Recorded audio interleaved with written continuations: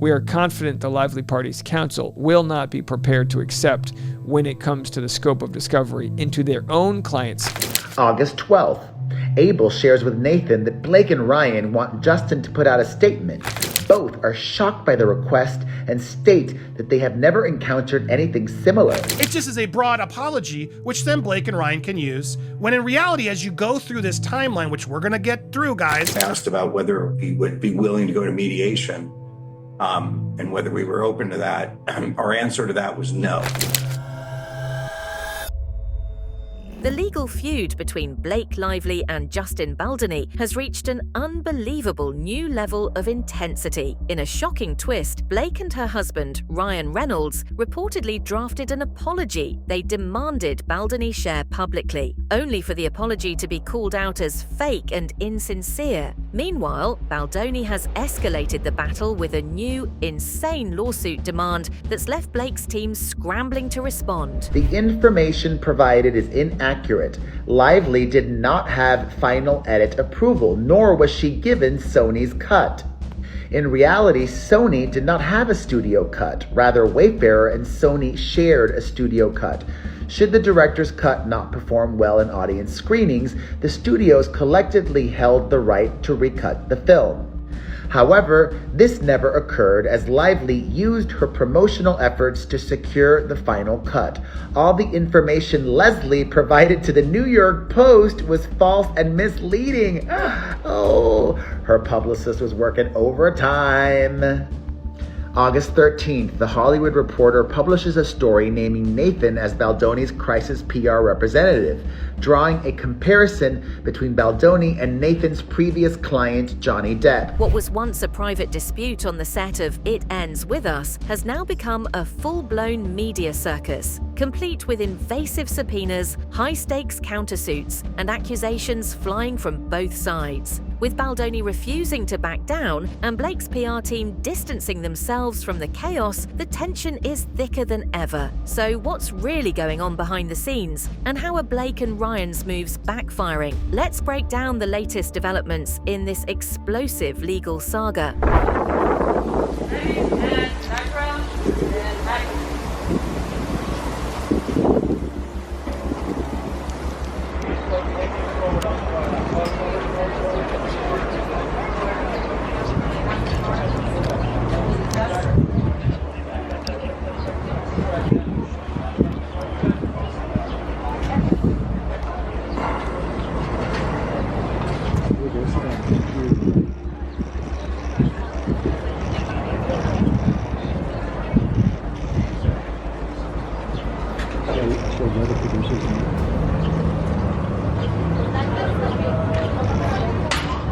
Blake Lively's legal team recently issued a series of subpoenas aimed at gathering extensive information from Baldoni and his associates, but Baldoni has fired back, calling them wild and invasive. His team argues that the subpoenas are nothing more than a tactic to harass him and delay proceedings. Legal experts note that while aggressive legal moves can be strategic, they also risk making Blake's team look desperate. With the court now scrutinizing the breadth of these demands, Blake's team finds themselves in an increasingly defensive position. We are confident the lively party's counsel will not be prepared to accept when it comes to the scope of discovery into their own clients' private information and communications. That's interesting.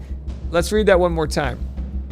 It's a flagrant abuse of the discovery process. If allowed to stand, it'll set a precedent that once their bluster dissipates. We are confident the lively party's counsel will not be prepared to accept when it comes to the scope of discovery into their own clients' private information. I mean, who's Ryan Reynolds texting?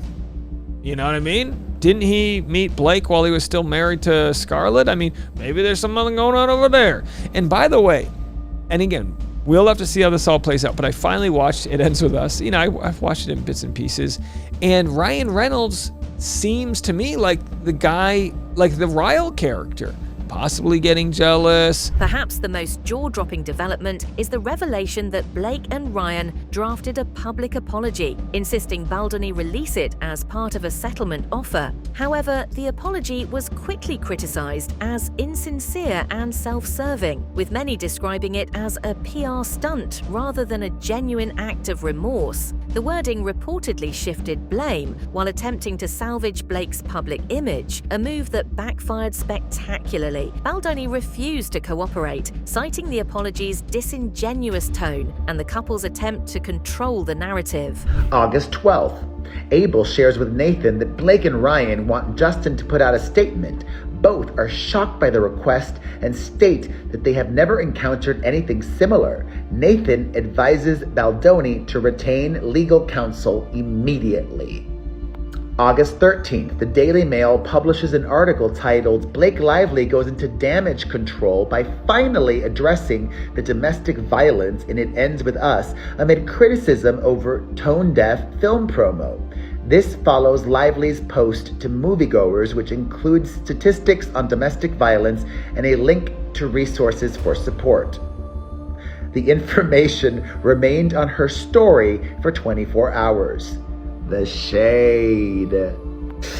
August 13th, the New York Post contacts Nathan for a comment regarding competing cuts and on-set feud. Amid the legal chaos, behind-the-scenes footage from the It Ends With Us set has resurfaced, revealing moments of visible tension between Blake and Baldoni. While some argue the footage simply reflects the pressures of filmmaking, others claim it provides context for the strained working relationship that's now playing out in court. These images have reignited public debate about who bears responsibility for the escalating conflict.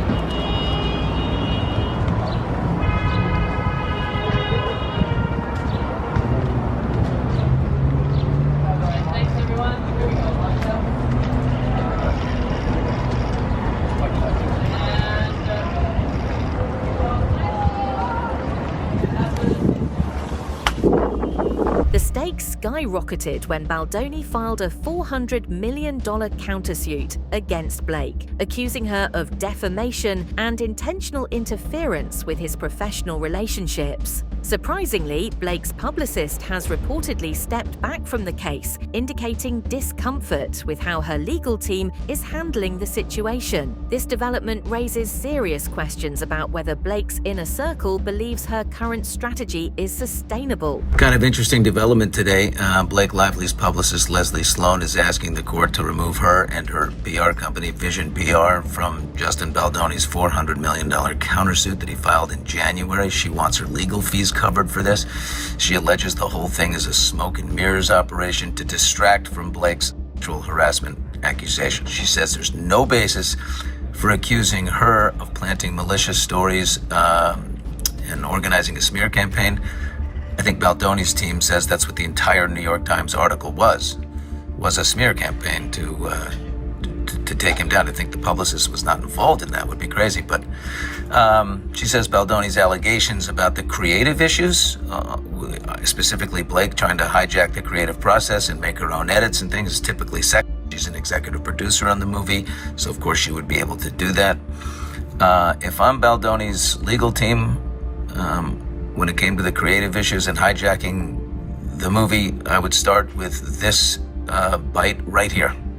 When I went in the meetings, I would just seem like I'm just there to be the actor and ready to get the gig. I wouldn't reveal that I actually need to have authorship in order to feel fulfilled. So I think that for them, sometimes that might have felt like a rug pull, because you're like, you're trying to assert yourself into something that we didn't hire you to do. Ryan Reynolds' involvement has only complicated matters further. Not only did he co-author the controversial apology, but reports suggest he's been actively advising Blake's legal strategy. Critics argue that Ryan's attempts to fix the situation have only added fuel to the fire, making it harder for Blake to distance herself from the fallout. Industry insiders are now questioning how much of Blake's legal approach is being driven by PR concerns versus actual legal advice. This statement admits to nothing. It just is a broad apology, which then Blake and Ryan can use, when in reality, as you go through this timeline, which we're gonna get through, guys, proves that Blake was the one causing so much chaos, refusing to go back to work because of the strike. When during the writer's strike, when they were allowed to go back to work, she refused to cross the picket line, even though it said you're allowed to go back for this purpose. She refused. When she went over budget, there's an email in here from the wardrobe person, if I can find it. She went over budget, like full over budget. Here it is. There it is. To date, typically.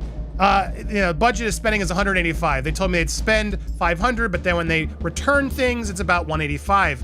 At the beginning of production, Blake spent $615,000. She clearly took over and wanted to make about her. They went and did stuff without Justin. They didn't want Justin's input at all.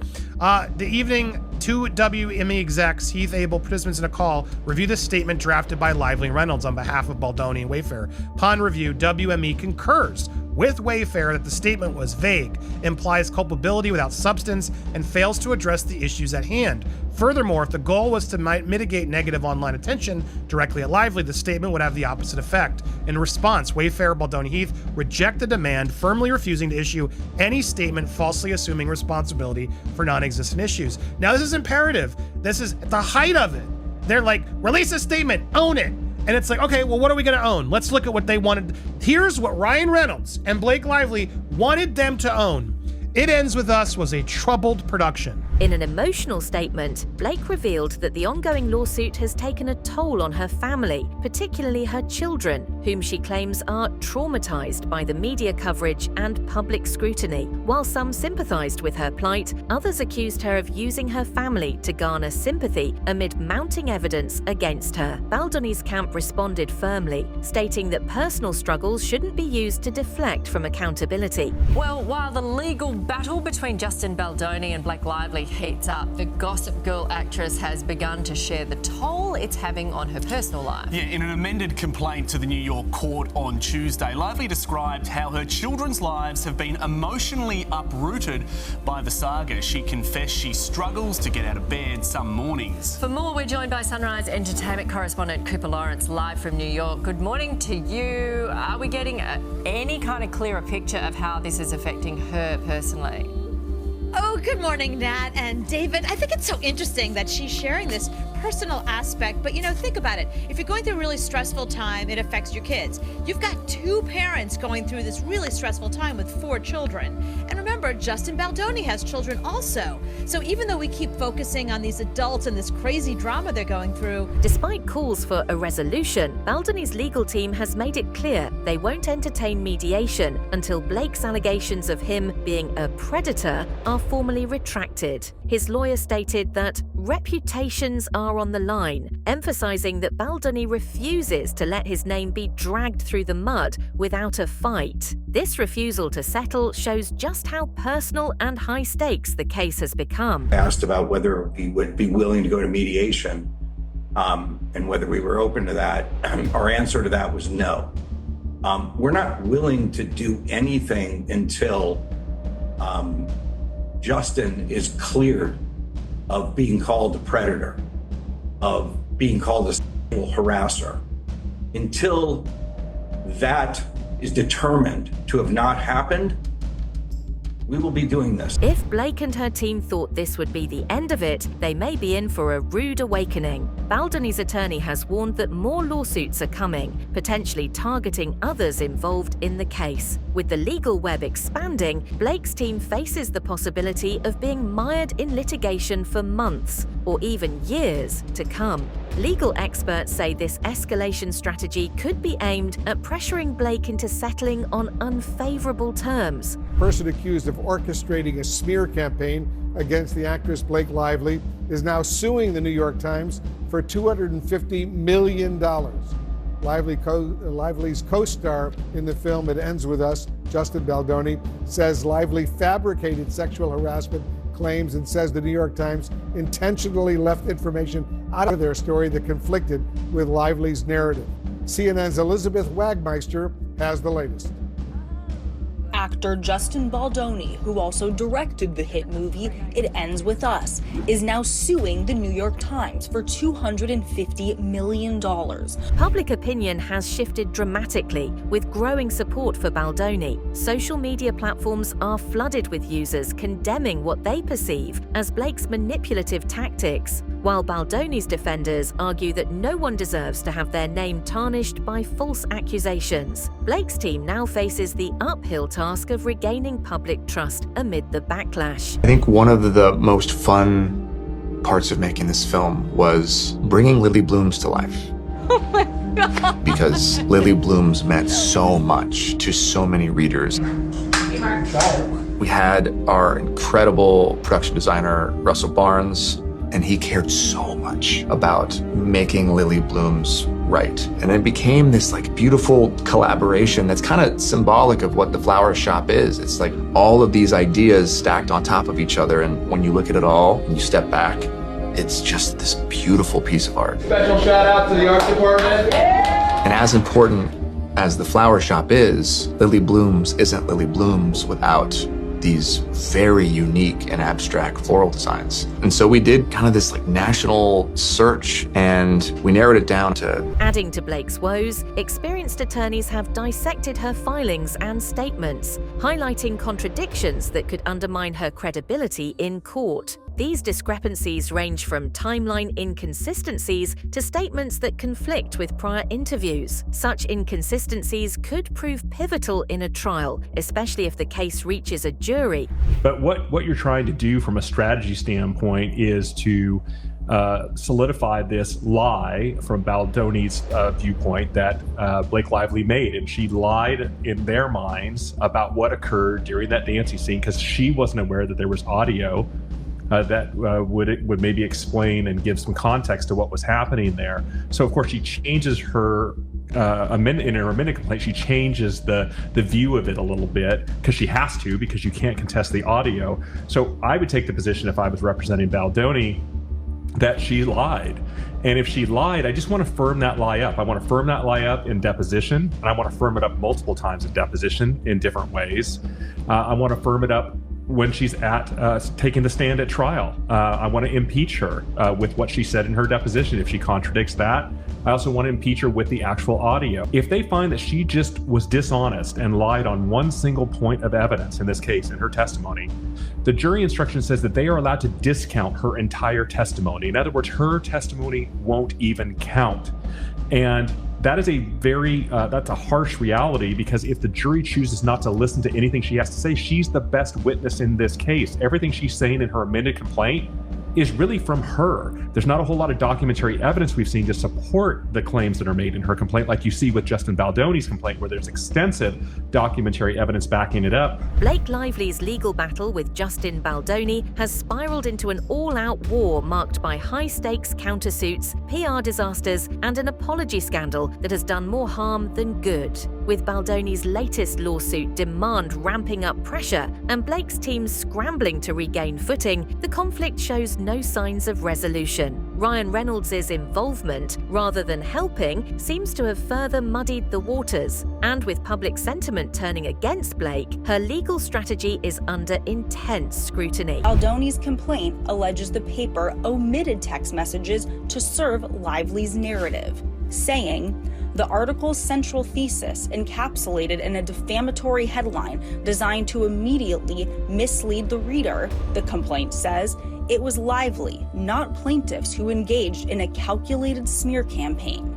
Further saying, Lively used harassment allegations to assert unilateral control over every aspect of the production, and that Lively's public image suffered as a result of a series of high-profile blunders. Grab your friends, wear your florals, which she tried to deflect with her complaint. As Baldoni's team refuses to back down without a full retraction of damaging accusations, the question remains: how far will Blake go to protect her reputation, and at what cost? With potential new lawsuits looming and the media spotlight only intensifying, the next moves in this legal chess game could be career-defining for both stars. Will there be a truce, or Or is this just the beginning of an even messier legal saga? Only time will tell.